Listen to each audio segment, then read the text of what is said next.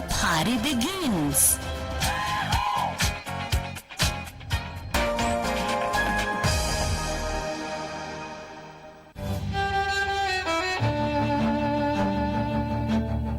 We are not just a show that is running on TV. We are here to bring life. We are here to bring purpose to you and to make sure that you will enjoy your marriage. The teacher that David met was so arrogant, Rude. I know I'm educated. I have money. Whatever I need, my father gives it to me. So what were you going to give me? What were you going to give me? And he humbled me so much. He humbled you so He much. taught me another word which I never used to know.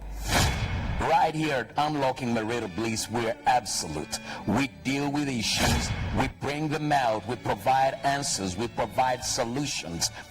You gotta know who defines marriage. It is God, not your legislative arm of the government. God defines marriage. Number 3, who owns marriage? God owns marriage. You are not owners, you're stewards. Even as much as you're a couple, you're married, you are stewards. And you got to do what God tells you to do. The reason why I love you is because you can provide me what I need. So that's what I call like true love. Not the things of I want this, you know, baby, I don't have. I want this, I don't have. No. That's not love. True love is the genuine affection somebody has for another. And it feels good to be married. Of course, the hassles in the marriage, but yeah, I want to try it. Marriage is not hard. It's ignorance that is hard. And if you're ignorant when it comes to marriage and you've not taken lessons to be equipped, like watching and Unlocking Marital Bliss, every moment you have, following us on social media, you will never develop a real relationship. Unlocking Marital Bliss.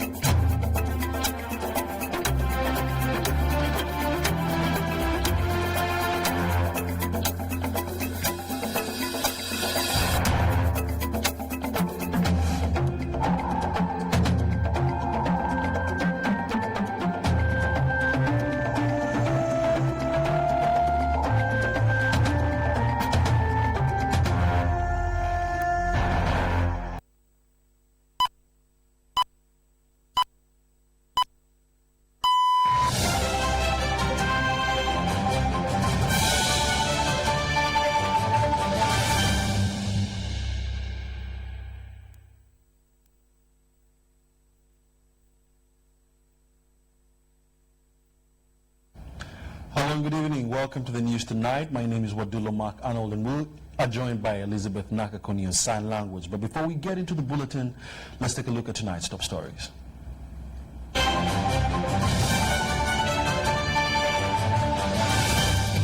Government registers success in the implementation of refugee programs.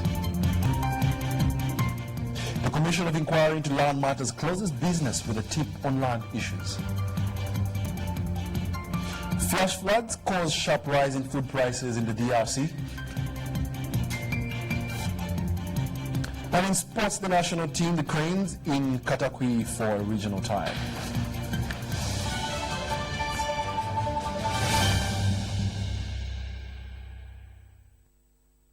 Well, it's always a pleasure having you watching UBC News tonight. Now, the news in detail. President Yoweri Museveni has commended the Indian community in Uganda for the enormous contribution towards economic development and also for the efforts towards national economic recovery after the protracted armed people's struggle that ushered NRM into power in 1986. The president said this during the Diwali celebrations at 2019 dinner that he and the First Lady hosted at State House in Entebbe. We take a look. Members of the Indian community in Uganda were host to President Yoweri Kaguta Museveni for the Diwali dinner at State House Entebbe.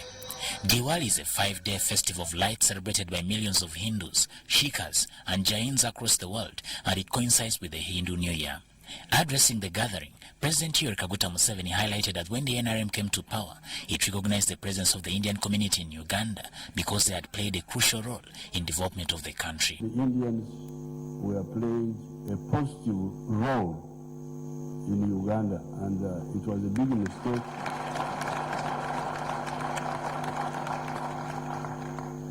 It was a big mistake for Idi Amin.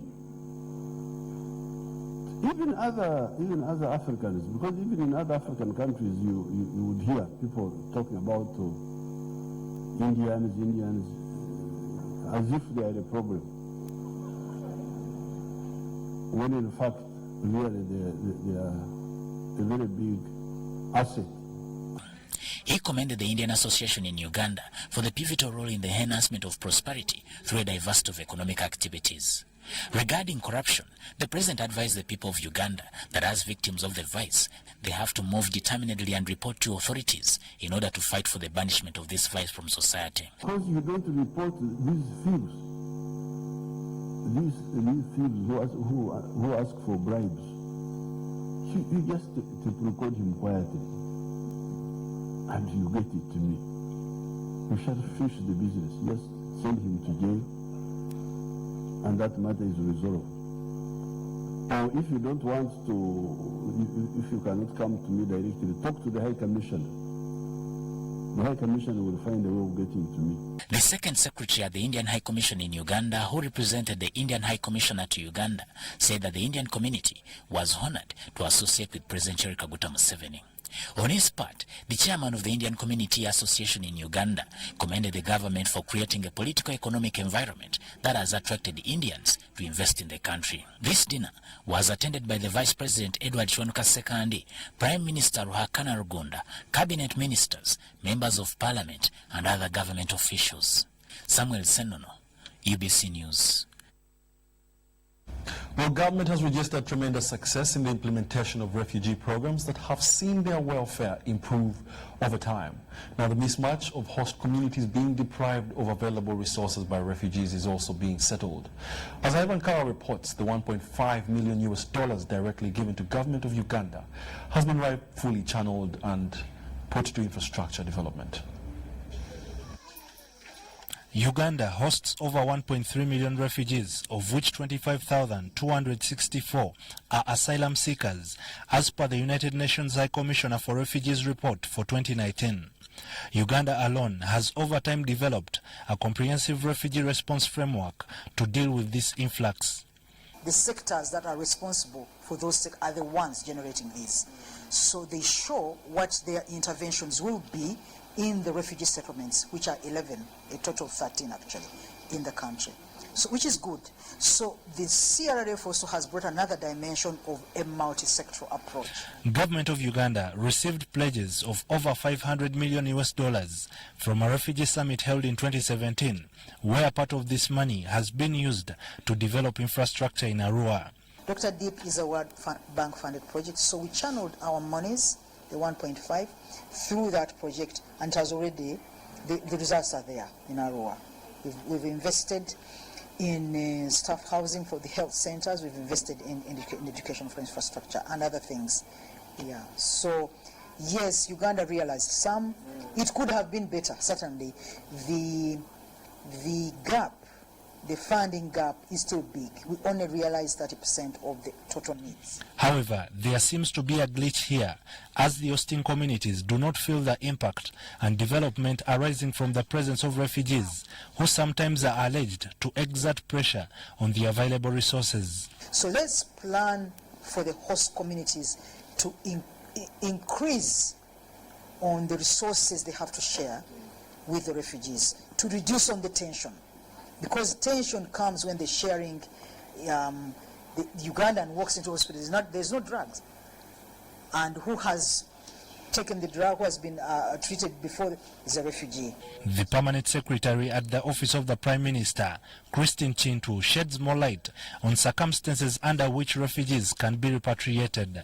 There is the solution of voluntary repatriation.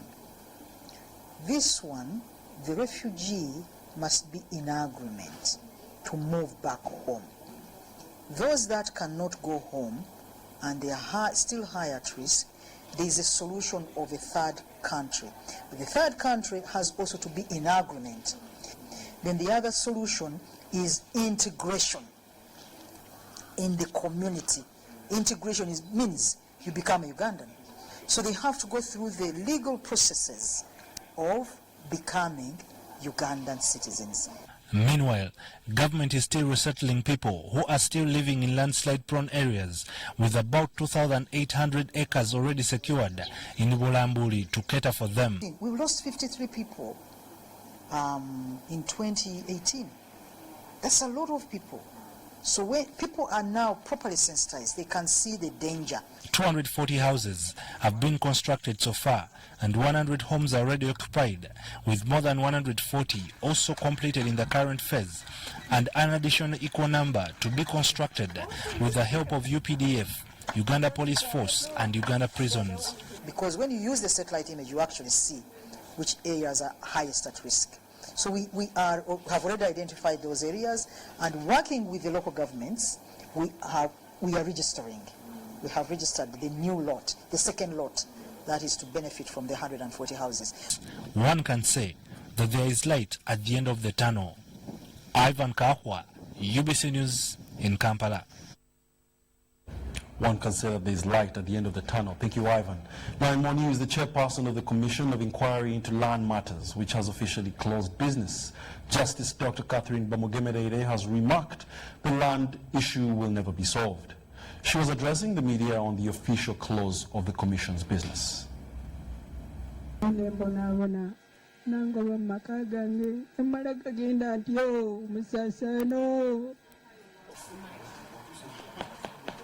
That lady is paid double. The Uganda land problem seems to be taking another dimension as the Commission of Inquiry into Land Matters closes business.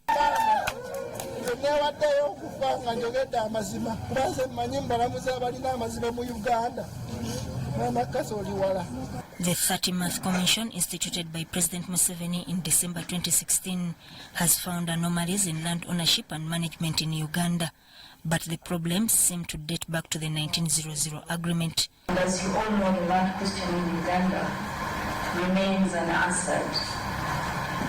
From the pre-colonial, colonial and current time.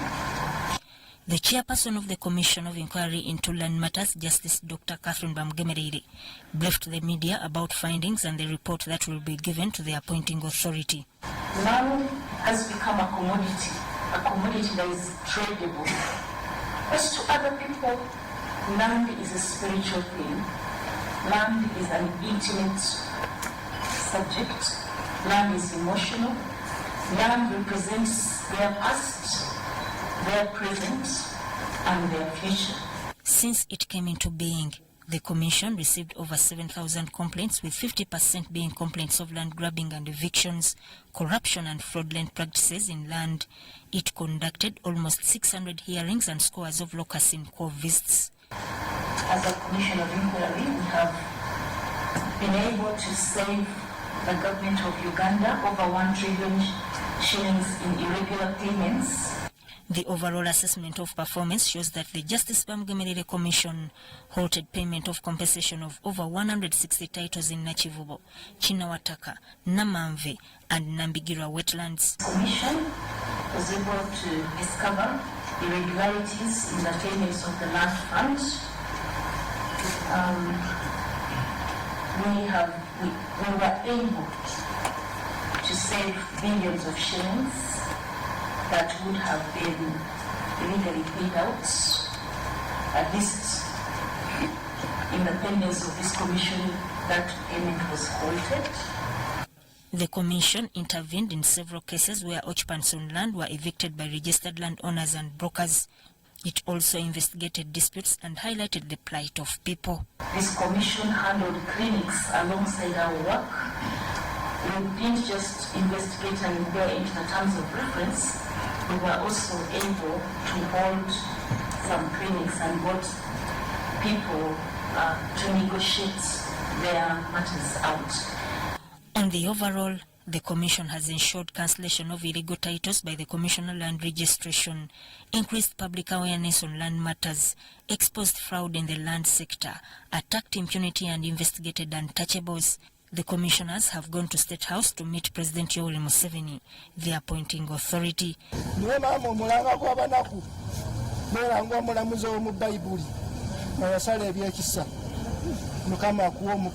Their term of office has ended.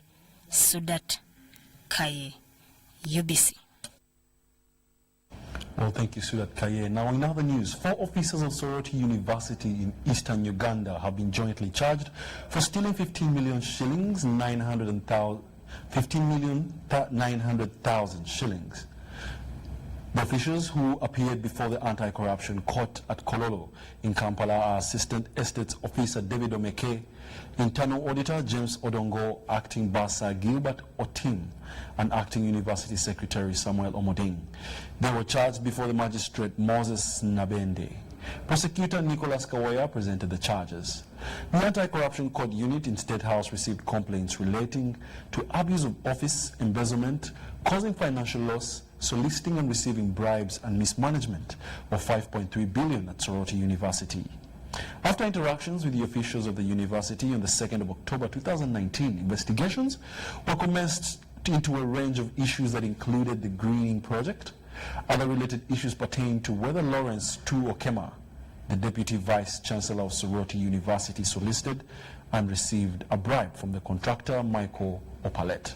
The first charge at the magistrates was abuse of office. Prosecution informed the court that between the 11th and 25th of September 2019 at Soroti University, the officers abused the authority of their respective officers by carrying out arbitrary acts prejudicial to the interests of their employer.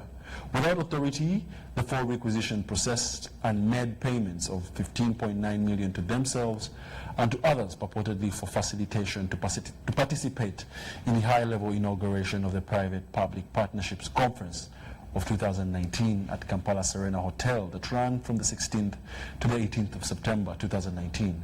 The prosecutor said that between 11th and 18th September 2019, the officers, their capacities, knowingly furnished a false claim of 15.9 million. The third charge was embezzlement, while the fourth was causing financial loss to Soroti University. In other news, government is planning for innovation centers in every municipal council in order to encourage young people to be creative. Now, the Minister for Science, Technology and Innovations, Dr. Elioda Tumwesige, says that such priorities are in national development plans. He presided over the activities to mark the Science Week in Kampala. Take a look. Science, technology and innovation are among the top priorities in the National Development Plan as one of the drivers of national development. The Minister for Science, Technology and Innovation, Dr. Elioda Tumwesige, says government will establish innovational centers for municipal council level to harness the scientific skills and knowledge of the young people. He was speaking at the National Science Week in Kampala. So my ministry has a lot of interventions, but importantly, we're establishing the National Research and Innovation Program that will provide funding for such innovators. They will compete, but we hope the money will be increased and then be able to take on as many innovators as possible. We're also going to encourage the private sector to also invest in innovators to make viable businesses. 3 outstanding scientists who include Godfrey Kachiko, Victor Kansime and Godriver Owomugisha were recognized for innovations responsive to private sector needs. The minister, he gives you an award, you shake the hands of the permanent secretary, then he signed the side of Prospero. Yes. The Director for Technopreneurship in the Ministry of Science, Technology and Innovation, Basil Ajay, pledged government support towards young innovators. coming out with different programs and different innovations. One of them is the space program, like we are saying. We want to start with the basic space technologies. We started by forming partnership with the Japanese and the Russians. And to that effect, we are sending out 3 Ugandans for masters. The applications are already received, and we're in the process of selecting 2 competent people for training in space program in Japan, and then they come. For UBC, Helen Barbara and Adiana Kuti. In other news, cases of sexual and gender-based violence against women are on the rise despite the presence of laws and policies to protect victims and survivors. In Uganda, women continue to suffer from negative masculinity where men use their power to suppress them. At the ICGLR conference in Munyonyo, there was a reviewing of the implementation of the Kampala Declaration of 2011 to ensure the existence of gender desks, creation of special courts, sessions and procedures. We'll take a look. The International Conference on the Great Lakes region wants member states to end sexual and gender-based violence. So far, some countries have opened special mobile courts for special sessions and procedures, recovery centers and establishment of gender desks.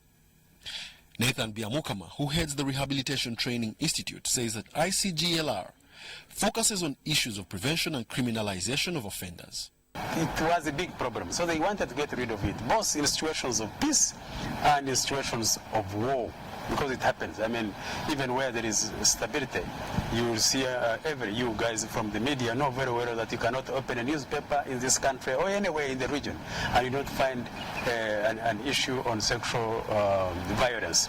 Over 60% of court cases are gender-based related, although most of them have not been documented. Most of these cases come from the negative masculinity where men suppress women. As you know, probably know, this country in Uganda is having a clear process on eventually having these special courts, or if they don't, they have special sessions, and they are working on a special procedure. But others are also doing the same. In Zambia, for example, they have what they call fast-track courts. South Sudan is trying to learn from Zambia. In DRC, they have mobile courts. In Burundi, they have special chambers. So each country is doing some part. Statistics show that 1 in every 3 women worldwide experience physical or sexual violence by an intimate partner. The crime, commonly perpetrated by men, affects women, although there are some few men who suffer the same. What we are pushing for is what we call positive masculinity, that you have this power, yes, thank you very much, but please can you use this power positively? And if you combine that power you have with the power of your second half, then what comes of that is superior than what you can possess as an individual. The conference's resolution will provide periodic reviews of progress on the implementation of the Kampala Declaration of 2011 to address impunity for SGBV in the Great Lakes region. The things that are happening in the Great Lakes, especially the high levels of sexual and gender-based violence, fall within UN Security Council 1325, which has 4 pillars. One of them is participation, one of them is protection and prevention of violence to women and girls. So under that 1325, we're of course very much interested in what happens in the area of human security. The 2016 Uganda Demographic and Health Survey reveals that annually, 13% of women aged 15 to 49 report experiencing sexual violence, which translates to more than 1 million women exposed to sexual violence every year in Uganda. Reporting for UBC News, Wadulo Makanold in Kampala. The Commissioner of Business, Technical and Vocational Education and Training, Dr. Chisu Safina Mosene, has said that the new technical education skilling curriculum will soon be operational. She says the intervention in skilling Ugandans will address 70% practical industry training with real industrial world of work. We'll take a look. Skilling Ugandans is a venue to fulfill Uganda's development agenda through creating employment for over 80% of Uganda's youth. To be functional on the job market, trainees need practical skills relevant to the field of work. In the new technical and vocational education training, the trainees will require attaining practical skills in industry. The method of training that we are using is, or the curriculum that we are using is competency-based training and assessment. Basing on what is happening in the industries, and as far as technology is concerned, competences keep on changing rapidly every now and then, meaning rendering those competences that were earlier acquired irrelevant. The Executive Secretary at Uganda Business and Technical Examinations Board, Onesmus Oyesije, says that there has been a mismatch between what they have been training and the job market. We expect that 70% of the delivery will be practical and assessment will be formative, 70%. Then we have also 20% practical final paper. For 2 weeks, UBTEB has trained new UBTEB curriculum assessors and 85 trainees from technical and business institutions. The training was really good. I think it was timely. It's going to be relevant at the place of work because we were taken through to know how to take assessments on our trainees, how to use the assessment tools, how to conduct the assessments, how to use the various instruments, tools, and the different techniques of assessing. Technical and vocational education training has been identified as an instrument of sustainable development, and in Uganda it will fulfill her commitment to sustainable development goals. Douglas Setumba compiled this report. Let's now take a short break and we shall be back with the business news. Please do not go far.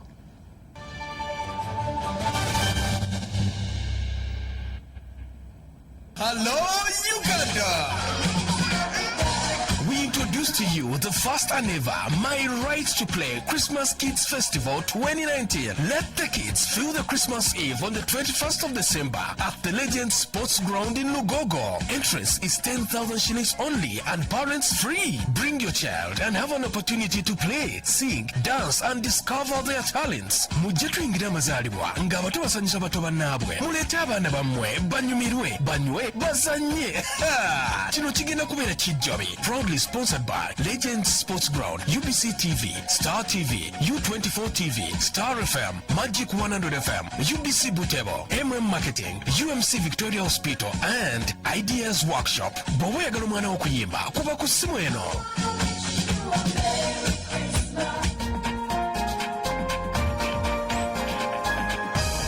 This weekend on UBC. My name is Nkayu Hannington, winner of the NSSF Friends with Benefits Season 2. Congratulations, Hannington! I used my winnings to boost my agricultural production and give a chance to the people in my community to work.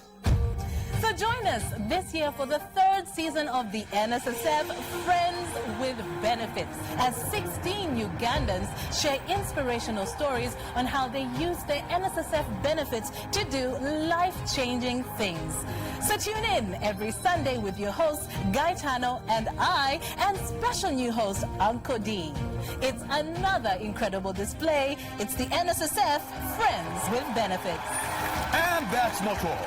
You have the power to vote for your favorite stories to win up to 55 million shillings, just like Huntington. This show is brought to you by NSSF, a better life.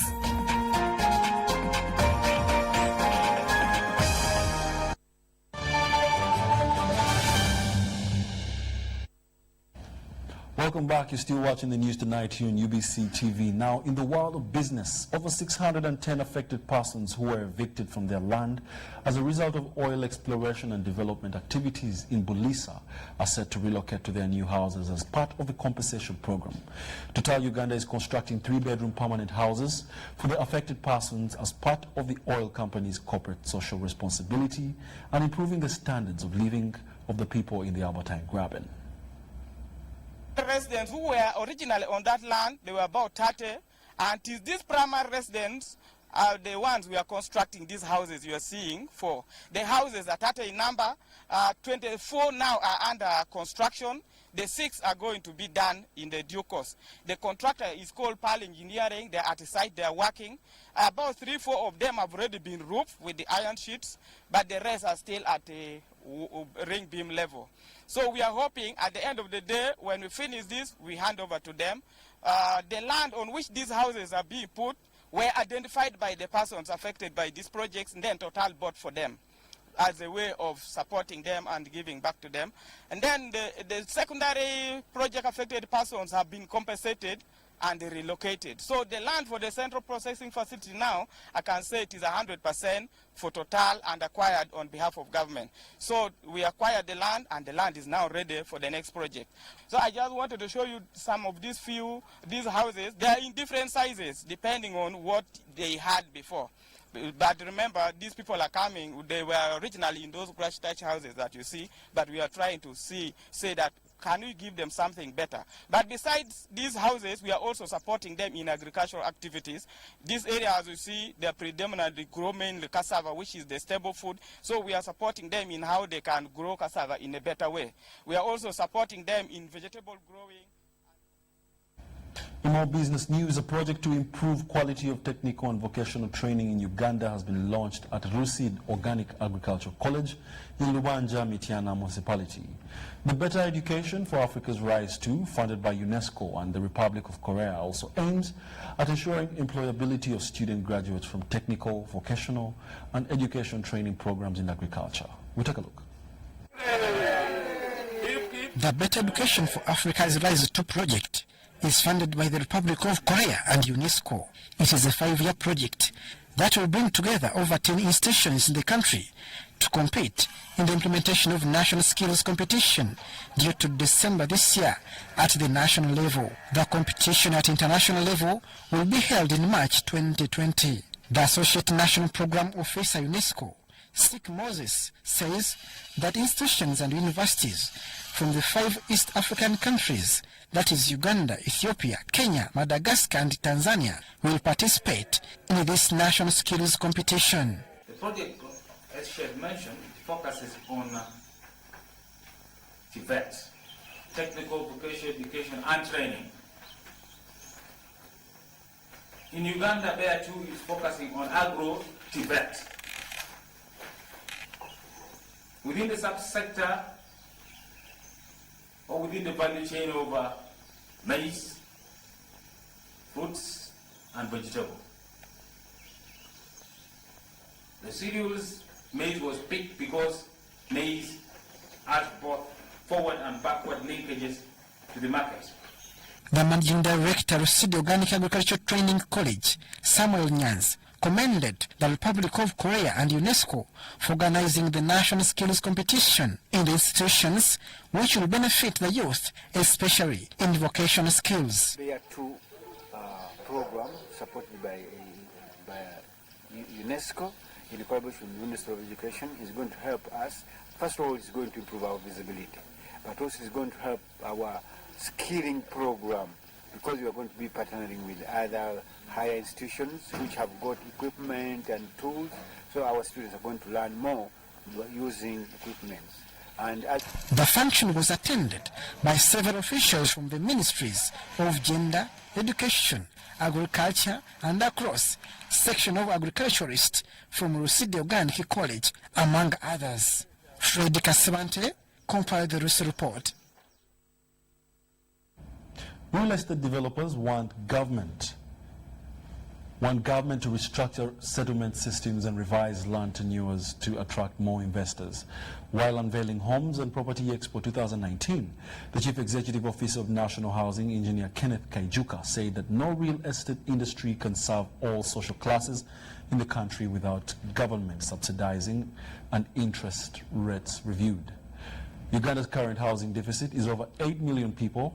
The Homes and Property Expo 2019 on the theme Access to Quality Housing and Innovative Solutions in Real Estate is scheduled for the 14th to the 16th of November at Sheraton Gardens in Kampala. Is known is 100%. When you look at, Tony, when you look at the factors, the cost factors for a property, one, it will be the cost of land, and you have every said you want it in a good location.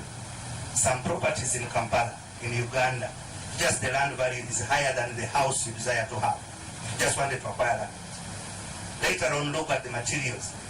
The materials is a cost function. Materials through the value supply chain are taxed at every level, and indeed as an economy we need those taxes. But we need to engage, and we're engaging with the government to see how taxation on materials in delivery of a property can come down to be able, as the of course sharing to the respective buyer. You look at the cost of finance, like mentioned, even if it is your money as equity, money you've generated over years, this money should be seen to return over a period of time. So the cost of finance currently in the region of between 20 to 25 commercial banks, there must be a deliberate effort to bring this cost to about 12%, which is the CBR of Bank of Uganda. If we need to be to say that the real estate will borrow at the CBR rate, and therefore government's intervention will give it to all those people interested at that rate, so it be. It helps in bringing down the cost of the property. But the other cost drivers, of course, is, for instance, planning and zoning, the mixed development that we see in the entire country. We shall have a special session on interior designing and landscaping. It is a session that the public will be expected to pay only 5,000 Uganda shillings to be able to attend, to be able to learn how to organize your homes in a proper way.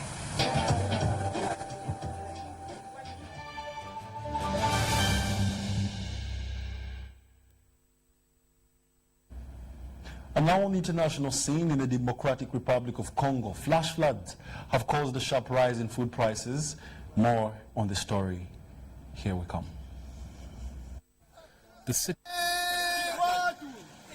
Kinshasa City, after a heavy downpour in October, the city's drainage channels couldn't take the large amounts of water gushing in. But the effect of the heavy rain was even worse in farming areas around the country. Large tracts of crops were destroyed in the central province of Kasai. That's led some farmers to increase prices of their produce. Jean-Paul Mpoyi and his family say life has become difficult. The cost of living has become very high for us because prices of food products have shot up due to the extreme weather changes. Scientists say climate change is to blame for changing weather trends which are affecting DRC. The changes in weather patterns have caused our farmers to get poor yields. Flooding, for example, has destroyed hectares of crops. We should brace ourselves for tough times.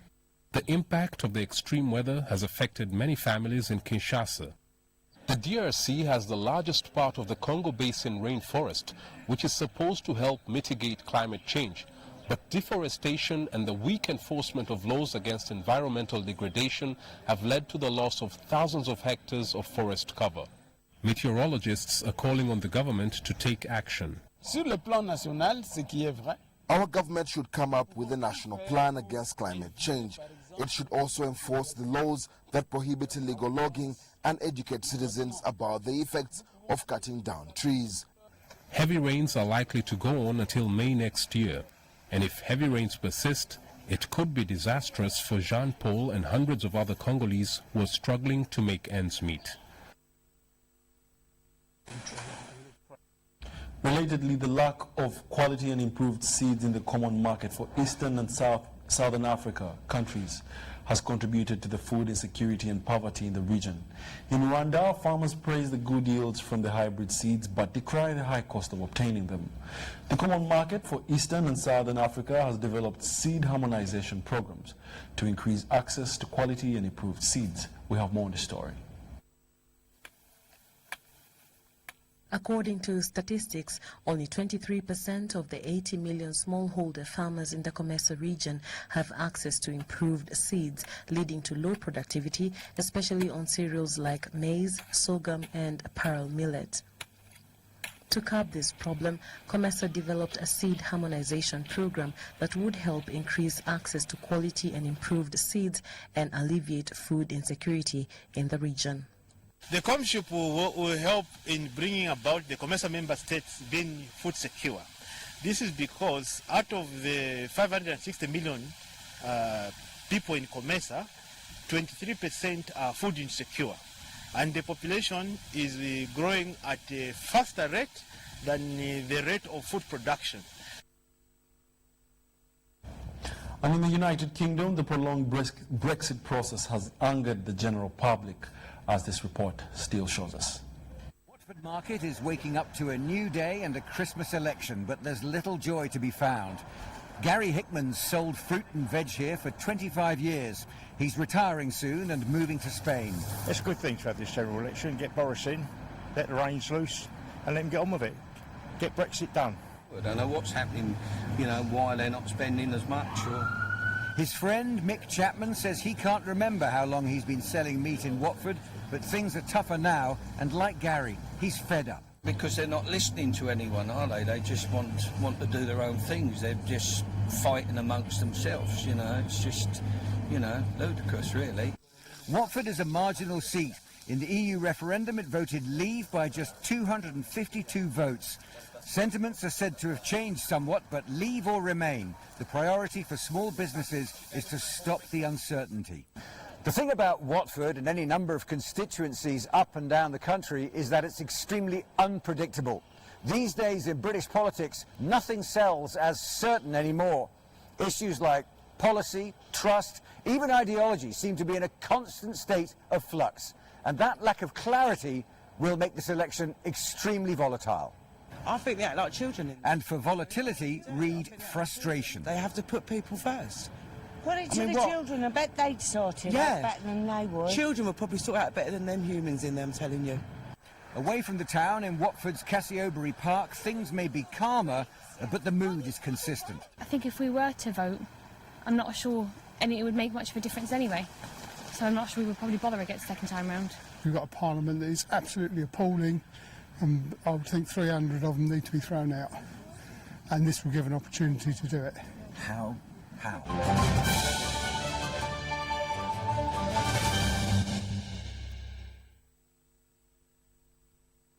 And now in the world of sports, football fans from the northeastern Uganda will have a glance at the national team, the Cranes, and the new head coach. The Cranes will be battling against the regional side this Saturday at Katakwi Municipal Grounds. The 23 locally based players reached safely in the north and had light training as few locals looked on.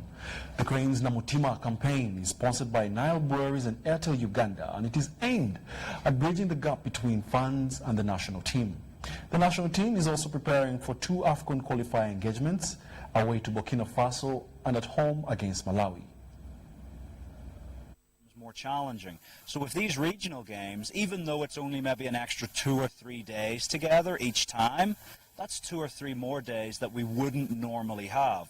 So again, more contact time with the players allows me to get to know them better, them to get to know the playing style better, and yeah, it just helps us take more steps in a forward direction. Obviously, with every international game, you run the risk sometimes of some players not being available. It's just the nature of it, you know, for any international coach, whether it's the main FIFA games or even a regional game like this, you're looking in the last sort of 5 or 6 days. So is anyone going to pick up an injury? Is anyone going to be ill? The National Handball League ends this weekend with action at Chibuli Police Children's School. The women's category is already decided, with Nkumba University already champions, but the men still have a grievance to settle. We'll take a look. Now we have the league, and the league is coming to a climax.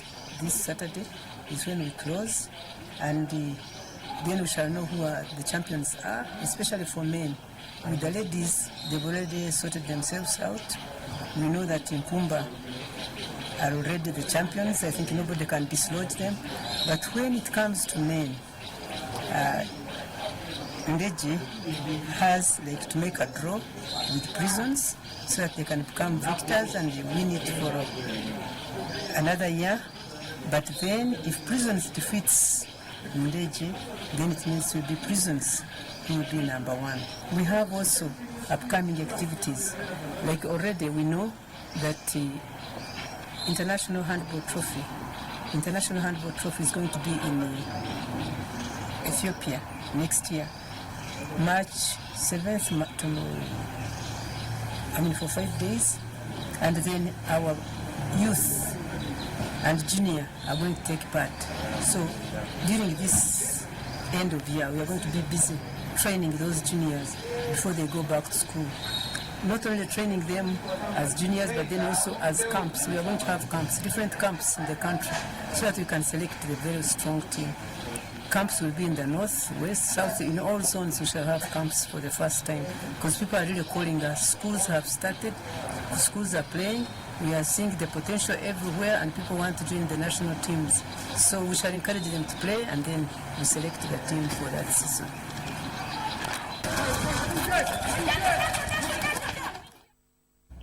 The Rugby World Cup winning Springboks started a 5-day tour on Thursday to take the trophy to the people in big cities and poor townships.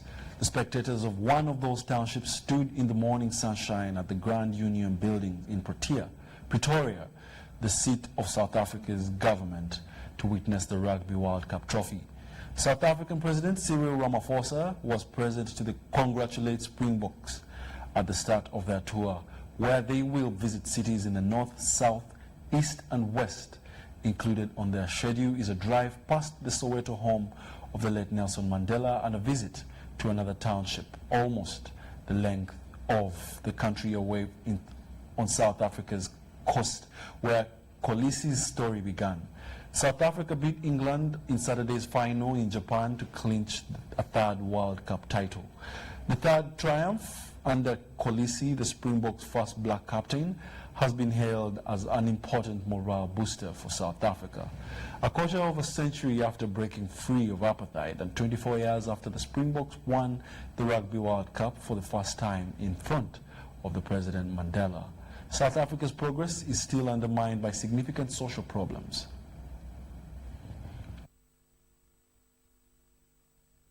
Well, let's now have a look at the weather updates. It's a pleasure having you for this weather update. Daphne Kabasita Nsamba is my name from Uganda National Meteorological Authority.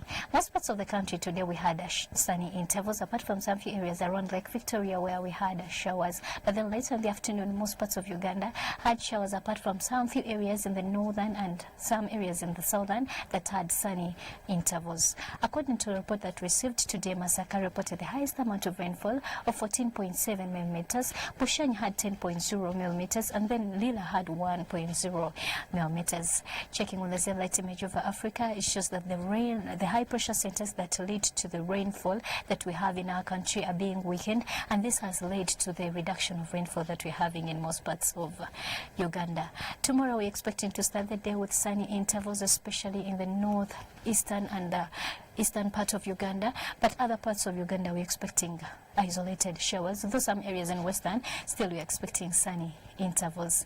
Later in the afternoon we're expecting sunny intervals in most parts of the country, apart from some few areas like Arua where we're expecting isolated showers.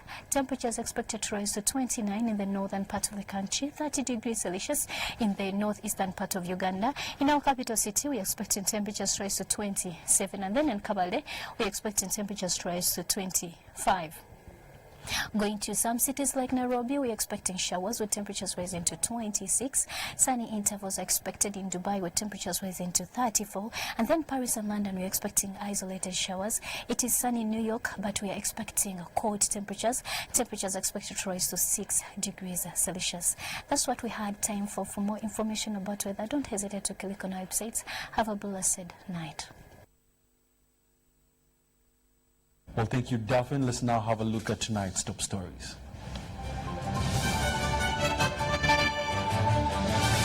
Government registers success in the implementation of refugee programs. The Commission of Inquiry into Land Matters closes business with a tip on land issues. Flash floods cause sharp rise in food prices in the Democratic Republic of Congo. And in sports, the national team, the Cranes, in Katakwi for a regional tie.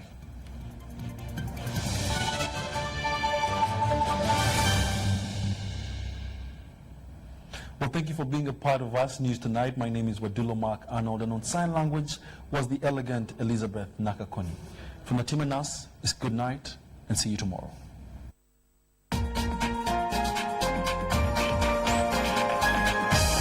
Was brought to you by UCC, celebrating 20 years of achievements.